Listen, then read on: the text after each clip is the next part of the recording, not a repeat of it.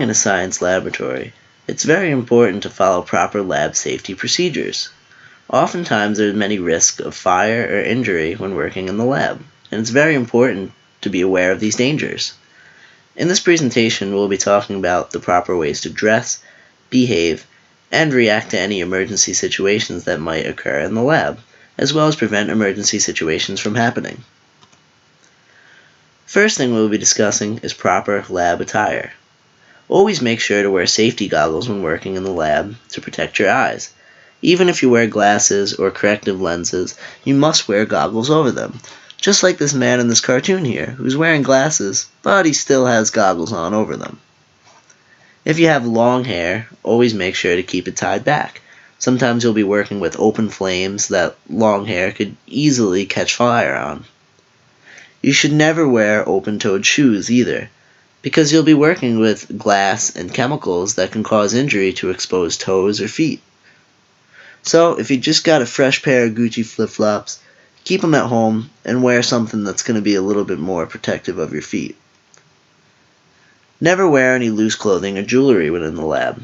For the same reason you want to keep your hair tied back, you don't want any loose clothing catching flames. And you don't want any jewelry or loose clothing getting stuck up on anything or knocking anything over, which could potentially cause injury.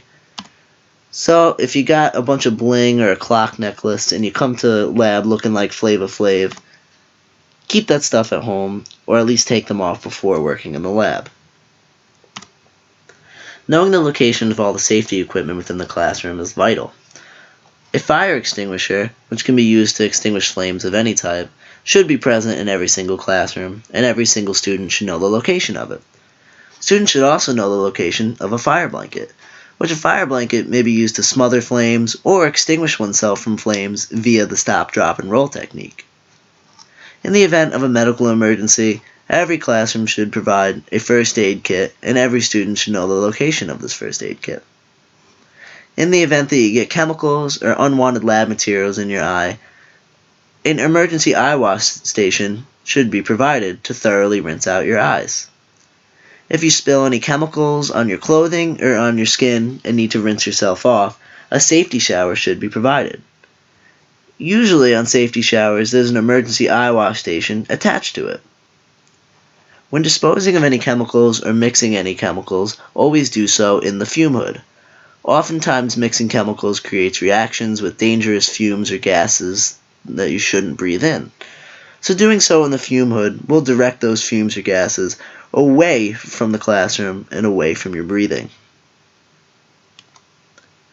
In case of an emergency, there's always one thing you want to do.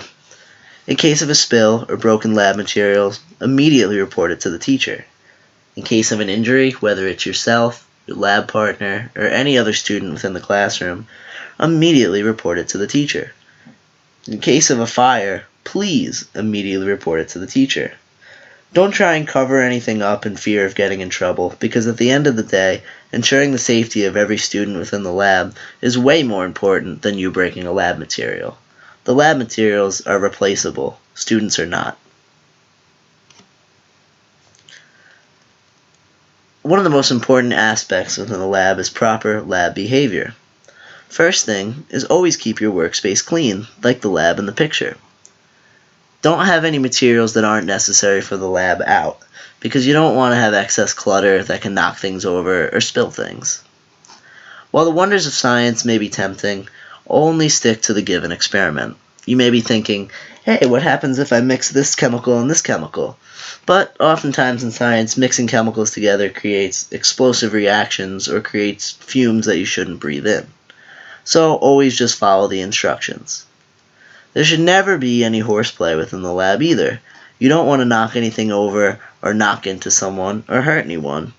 So don't go showing off your breakdancing skills, and don't try and recreate the fight scene from Rocky IV.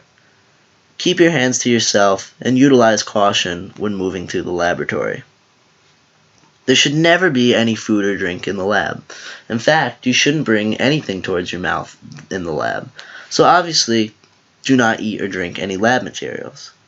Also, never directly smell any chemicals, because oftentimes these materials are toxic and shouldn't be breathed in.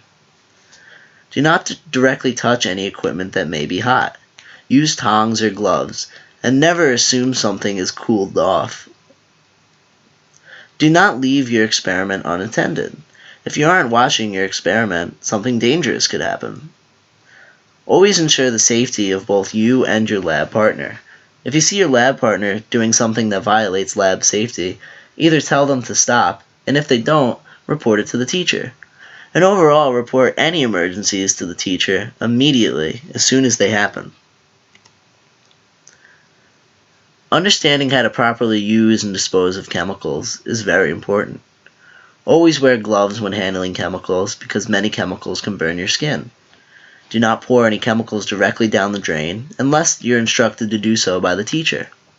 Never place anything solid in the sink. And always pour excess materials into the correct container inside the fume hood. Your teacher should properly label containers for each material. If you do not know how to properly dispose of something, ask the teacher. When working in the lab, always make sure to use common sense and follow these lab safety procedures.